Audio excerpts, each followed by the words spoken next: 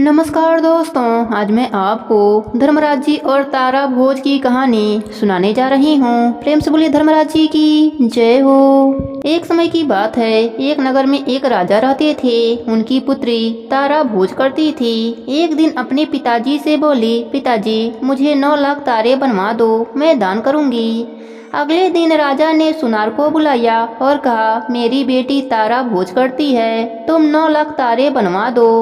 सुनार इतना सुनकर घर आया, वह सूखने लगा। एक दिन सुनारिन ने पूछा, अरे जी तुम आजकल उदास क्यों रहते हो? सुनार ने कहा, राजा ने 9 लाख तारे बनवाने के लिए कहा है, मैं कैसे बनाऊंगा, मुझे तारे बनाना नहीं आता। राजा की बात है, राजा कोलू में मुझे पिरवा देगा।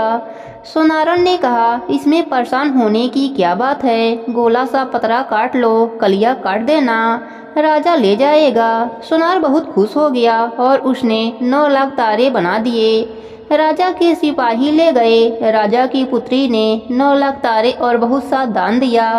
भगवान का सिंहासन डोलने लगा। भगवान ने अपने दूतों से कहा, देखो मेरे नियम व्रत पर कौन है। 3 कूट देखा तो कोई नहीं था। चौथे कूट देखा तो राजा की पुत्री तारा भोज कर रही थी। भगवान ने कहा, दूत उसे जाकर ले आओ, उसने व्रत किया है, नियम से रहा है। भगवान के दूतों ने राजा के बेटी के पास आए और बोले, चलो तुम्हें भगवान ने बुलाया है।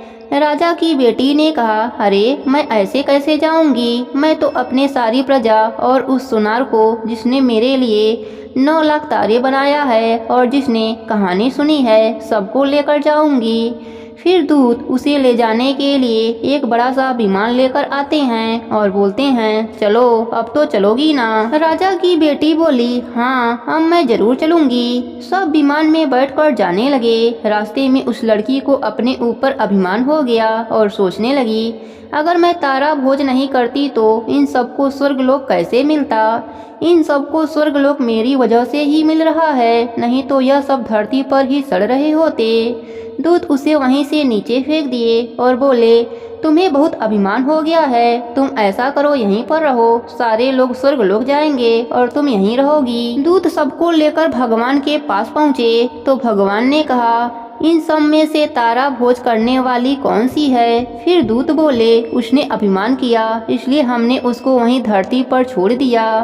धर्मराज जी बोले, उसे लेकर आओ, उसने मुझसे 7 बार क्षमा मांग ली है। राजा की बेटी ने 7 बार धर्मराज जी से क्षमा मांगे और धर्मराज जी ने उसे क्षमा कर दिया। फिर दूत विमान लेकर धरती पर आए और राजा की बेटी को विमान में बैठाकर स्वर्गलोक को ले गए। हे धर्मराज जी, जैसे आपने राजा की बेटी और सारे गांव वालों को स्वर्गलोक में जगह दिया, वैसे ही आपकी कहानी कहने वाले, सुनने वाले सबको स्वर्गलोक में वास देना। प्रेम से बोलिए धर्मराज जी की जय हो।